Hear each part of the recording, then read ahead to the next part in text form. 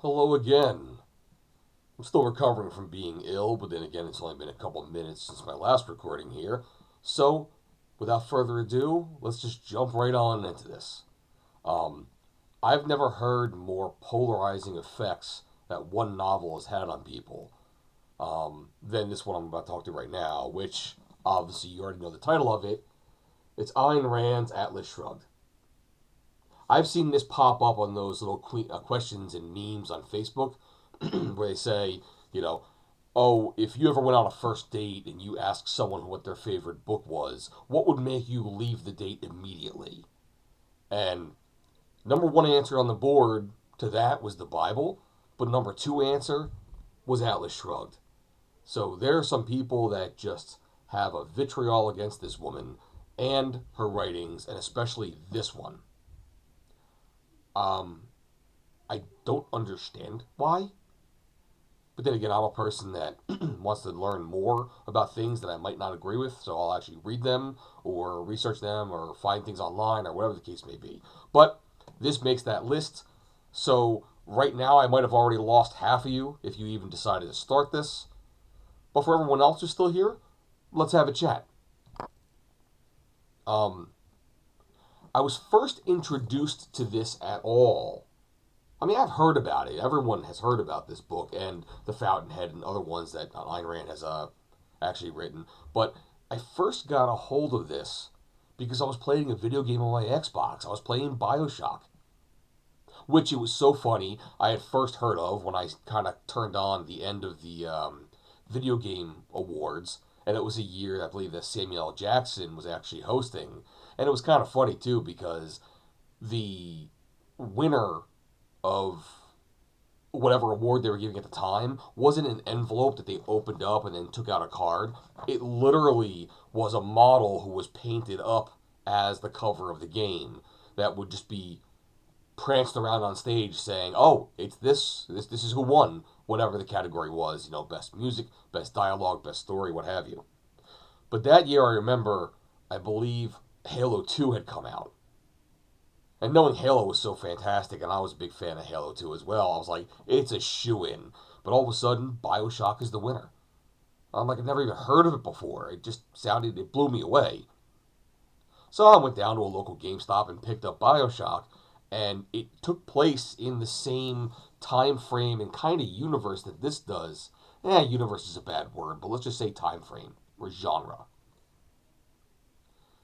Even though the game really takes place under the sea in other habitats or whatnot. But it was all like this. It was like this 1920s or 30s or whatever kind of Chicago, New York kind of era. Perhaps later on, but that's the gist. So when I finished the game, I heard it came from this. I was like, well, let me dive into this and see more about it, and I did. I found the book in a bookstore. Was not very difficult to find because it was right there next to 50 other copies of it. And I picked it up and I read it. Now, this is one of those books, I believe, it's about 1,800 or 1,200 pages long. And as I looked at it, I kind of said, listen, I do want to read this, but I want to always keep it current in my mind. Because for that many pages, it might be very easy to kind of like lose yourself along the way. So checked it out, and it's actually separated into three books, and each book is 10 chapters long. So I was like, okay, that means there's 30, 1,200 pages. All right, you talk about, 40 pages a piece. That's no problem. Between 40 and 60 pages for a chapter, I'm going to make sure that every time I start a chapter, I'm not going to put this book down until I finish the chapter. In which case, I just need 30 sittings, and this whole thing is digested. And I know it took less than that, because I did read some of these, like more than one chapter at a sitting. And it was a compelling story as far as it literally dragged you along, but not unwillingly. Had to go through so many hoops and so many trials and tribulations along the way that you're there for it as a guest participant in what you're seeing. At the same time I was reading this, actually other people I knew that were in my circle were also reading that, which is fantastic because when two people read a book at the same time, you kind of want to know, like, where are you at with this book? how are you in the story? Did you? And I don't want to say like, did you get to this part yet? I'd literally say, what part are you at? To know, okay, I'm not there yet, or I know what happens afterwards. Let me not say anything, and have a kind of like a book discussion on it, which people don't do much these days unless they're actually doing a book club as a reason to drink wine during the day. But anyway, in any event, so I thought that the characters in here are very well, thoroughly vetted out. I mean, you get to see the reason why people think the way they do, and the reason why they're against other people, whether they be allies or they be enemies.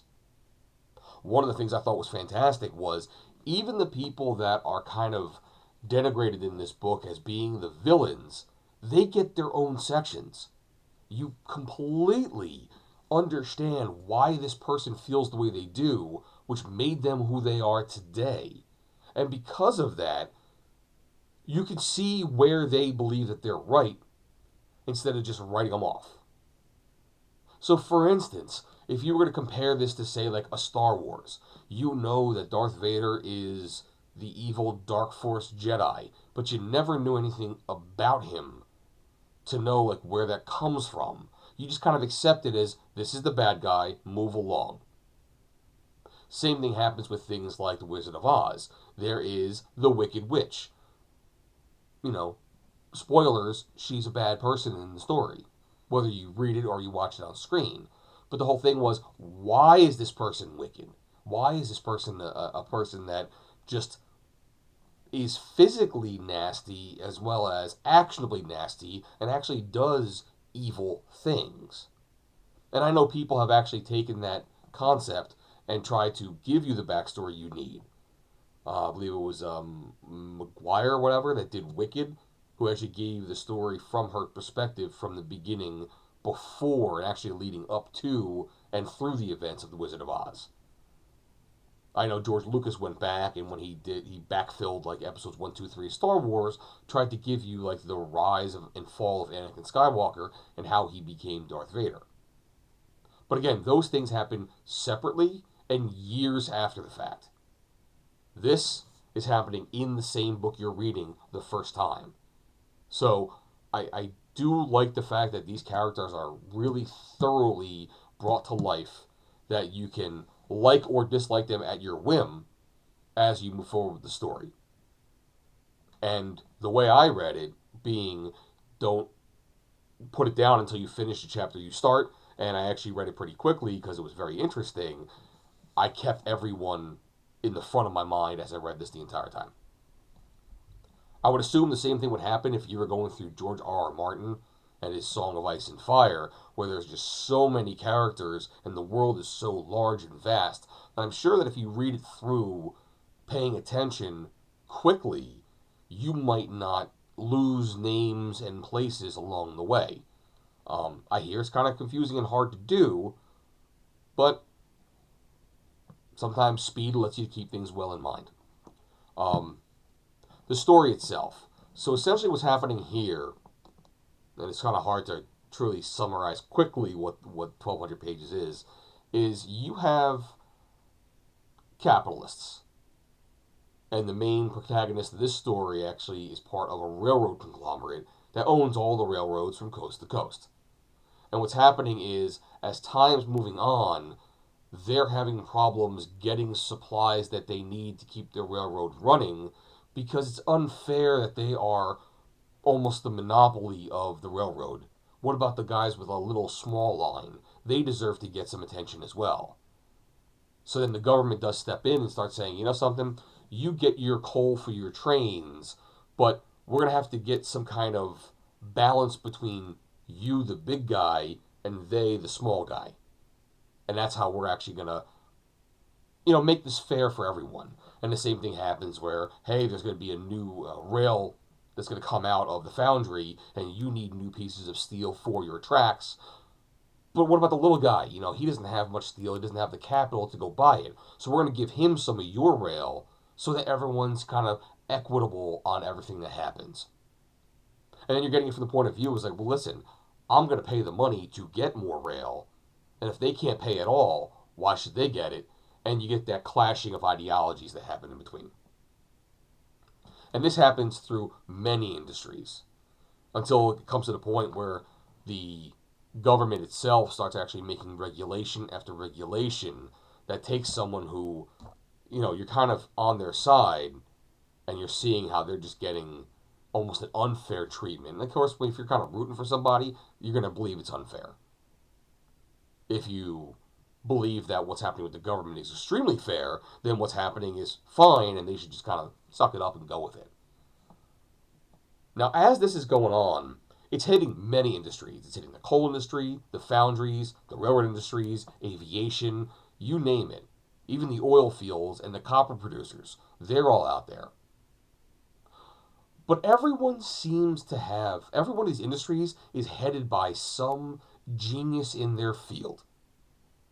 And these are the people who kind of they keep using the phrase, keep the motor of the world running.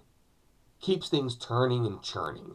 Where if you put them under dire straits, they'll find a way around it or over it and will still let things work. Even though it's not as great as it was before, it hasn't stopped. And that's the important thing. Well, as things become more and more dire, as commodities are going to the lesser companies, who then aren't even using it properly or putting it to waste, it's putting a strain on the entire system. And now someone is going around and they're visiting all these geniuses and these, I guess they call them titans of industry, and is actually convincing them to just lay aside your whole company. As in, you're the one that knows what you're doing, and you're the one that knows how to get this from nothing to something, or to take very few resources and make the most out of them. What if that person was no longer there? What if the woman who's running this whole railroad and keeping the country mobile from coast to coast is no longer at the head of the railroad? Well, schedule's going to go out of whack. People are just going to leave. Trains are just going to stall out because they don't have any fuel, or the rails are going to crumble and they can't get anything to happen to them. Train engines are going to just fall off the track, and no one's going to be able to pick them back up again and put them back on the track. And this happens in all the industries. What happens if the coal producer no longer wants to make any coal, but he doesn't have a successor who knows his knowledge? What's going to happen to the world then? You can try to sanction him all you want, but it's not going to make the man work, especially if he just disappears. So that's what's happening here, is a person is actually taking the world's magnates and their geniuses and taking them away from society and trying to see how is society now going to function without them. And I'll just say it goes down that path. A lot of these people who actually are the heads of their industry, they come together and meet a few times throughout this book. One of the people here is Henry Reardon, who's the owner of a foundry and comes up with this brand new metal that works better than any other metal, and it's cheaper than anything else too. And originally no one wants to use it because it's new, and how dare you make something new and untested? It's unfair to even have people try to use it because you don't know if it's going to be good or not. And then once he makes his bones and everyone loves it, everyone wants it and thinks that they have first dibs at anything that comes out of the foundry. Well, this person actually has, he's in a loveless marriage, but every now and again he hosts like a dinner party. And a lot of these heads of all these different industries, along with the heads of the governments, come to these dinner parties. And I'll tell you what, those 3 dinner parties that happen throughout the course of this book are some of the most interesting reading out there. Because they come together and actually do their competition or their I don't like you, you don't like me arguments right then and there, face to face. And you see how they deal with one another. And most importantly, you see how the onlookers respond to them dealing with each other. Where a lot of them will just take the underdog side immediately, and it becomes like the law of the land. I can't believe that this person went to what they thought was the high road. Look how selfish they are. Look how greedy they are. I'll tell you what, those 3 parties that happen, like one around here, one around there, one around there, are just the most interesting reading. Not sure what else to say about this. Obviously, I'm a fan. I've probably read this book 3 times. I've listened to it another 5 or 6. On my channel, I actually have what's called the John Galt speech. It's about 90 pages of the book, way towards the end. I think it's like the second to last chapter in the book that I've actually done it. It's been a 4.5 hour recording. I'll put the link down below. Maybe you can listen to it, or maybe you don't want it. You can protest it. Again, it's there for the people that want to hear it. And I hope that you're one of these people that would want to hear it as well. I think right now it's like the number 2 most watched video on my channel, behind the Bridge Builder, which is a poem, a 2-minute long poem. So this is actually one of the 3 or 4 books on my list that if I ever see a copy in a used bookstore, I always buy it and I always give it to somebody. Because it's a story that should be read. Even if you don't like it, you gotta read it to understand what it is you don't like about it, so you can give that honest feedback. And if you don't like it and I'm giving it to you, it costs you nothing but a little bit of time. So, okay, that's all I have to say about this for right now. I'd love to hear your thoughts about it, especially people that think that the book itself is just anathema, that it's just something that should be burned and never read, and don't even try to show it to anybody else. But if you are one of those kind of people, though, just give me your reasons why. I've heard recently that there are some people that tried to boycott a movie and they only saw the trailer because somewhere in it might touch on a subject. Not the fact that they have seen it or have read it. They just believe they know what happens, and boom, it becomes something to just protest against. So, I'll leave it at that. If you like this, I have to ask, at the end of every video, people say like, subscribe, hit that bell to make sure you see more of these as they happen.